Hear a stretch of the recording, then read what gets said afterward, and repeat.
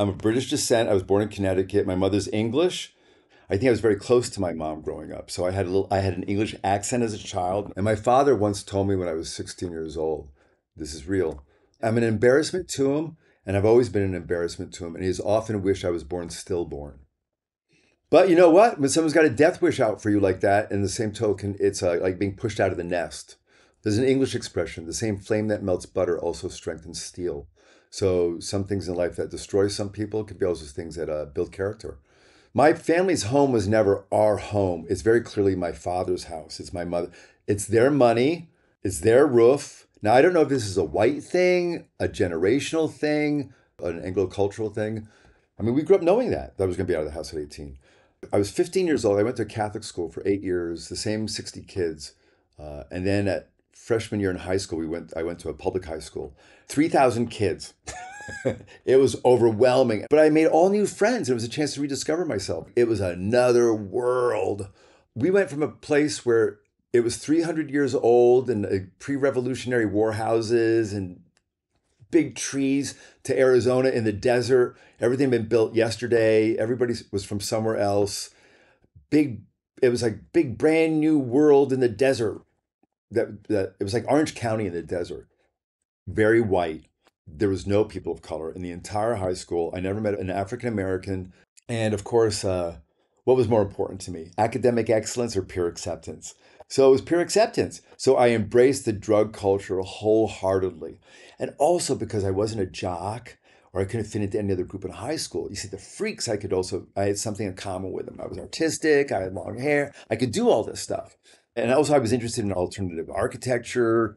What was interesting for me is that when people talk about their crushes as kids, I never lusted after somebody like a movie star or somebody like other kids told me they would. The only sexual erotic thing I could think of when I was a child, I liked looking at statues of naked men more than naked women. I liked the David more than Venus. I remember having an erotic experience at a swim class at a YMCA, and an older boy was in the shower room, and I'd never seen pubic hair before on a kid. I felt like this guy was really showing it off when he was toweling off and stuff. And also, I was having a crush on my friend all through high school. Even if I was having sex with girls, I was still thinking about my buddy that I wanted to have sex with, really. So I would try to arrange these situations where we'd be both like having sex with the same girl at the same time or something along that line. The furtive. I really thought that if I had enough sex with girls, I could override my gay urges. That's what I thought. So I was 25 years old and I was taking this seminar. It was called EST. Now it's called the Landmark of the Forum. It was really intense. I was 25 years old. I was living on a commune. I was having sex with girls. I was having sex with guys. My narrative in my life had not combined into one narrative. It was still two separate narratives at this point. The gay world and then this other straight world that I wanted to really be. I wanted to have kids. I wanted to have a girlfriend. I wanted to have a bunch of little kids running around, barefoot and long hair and just I like that feeling.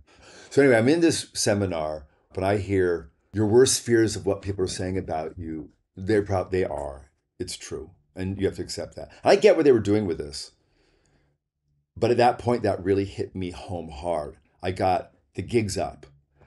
It's not about how creative Steve is, how funny Steve is, or he can keep you interested in something else. It was like, they're all thinking, he's gay. And I thought, the gig's up. Everybody knows. And that's when I truly gave myself permission to really come out. And that's when I realized the gig's up. I wasn't fooling anybody. And that's when I really, truly came out of the closet. And that's the point that my narratives combined into one narrative. At that point, I really felt I was gay. I had spent 5 years hitchhiking through Europe when I was in my 20s. I lived on this commune. It was called 𝐒𝐭𝐞𝐯𝐿 Ecology. It was based on architectural and ecological principles combined called 𝐅𝐫𝐨𝐰𝐬𝐺. I lived there underground. I can't even describe what it was like. I would work, save up $1,000, and then take off and hitchhike through Europe or across this. I went to Canada, Montreal, wherever. I would stay away as long as the money lasted, and then always come home. It was around Christmas. Save up money and then take off again. In this time, I consider myself a big hippie, and I lived on a farm back in Connecticut. It's good to do and realize, okay, I'm over this. So the more I went to cities and in Europe, I really started wanting to interested in a cosmopolitan, lack of a better word, a cosmopolitan culture. And I really got into music more. The music scene in London was happening. The Police was they call new wave. I just bought a pickup truck. It was stick shift. And so I thought, okay, I could either go to New York, San Francisco, or LA. New York, I just bought this car, so I didn't want to live there.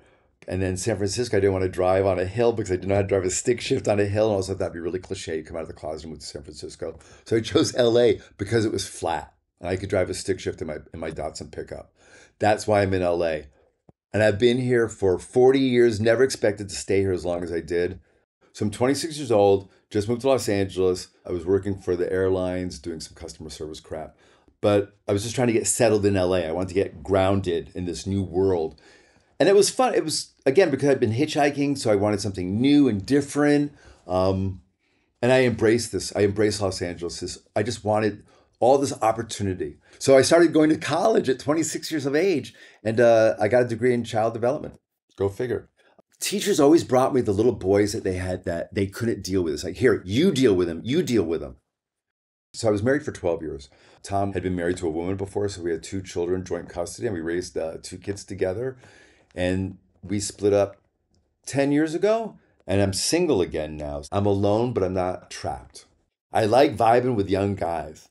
There's nothing more cliche, I think, than an older man fawning over a young man, and it's not requited. And I'm really aware of that. The idea of a young guy holding a phone and going, oh, it's that old guy calling me again, or calling me again. I never, ever want to be that person in that narrative. So it's funny. So I really hold back telling somebody how I feel. People come into our lives and they leave. That's it. I'm HIV negative and I'm 65. It's very unusual for a man my age. And I'm telling you, it's unusual. There's no reason why I should be negative. I lived in Los Angeles in the 80s. I went home. I hung out at bars. I had one night stands. I did everything my friends who all died of AIDS did. Why was I spared? So anyway, I'm a survivor. I have sex with a lot of guys that consider themselves bisexual, straight, fluid, non-binary. Words that were not even in my vocabulary when I was their age. When I was their age, they were either gay, straight, or bi, and bisexual was considered transitional. You were bisexual only until you became gay. Nobody ever went from gay, bisexual to straight, right? It was always straight, then you were bisexual, and then you became gay. That was the narrative or the formula. Now, it's really clear that there's gay on one end, there's straight on the other, and this bisexual part in the middle is really broad. I did after-school programming for, 40, and then I owned a coffee shop for 10 years. But I basically ran it like a community center, which is all I know how to do. And also my coffee shop was a safe space for people between 18 and 22, 21 who can't go to bars, for young women who have no place else to go, and also for the LGBT plus community who have nowhere else to go. And it gave me a sense of purpose. I thought I would only open it and have it in the morning and have another job in the afternoon.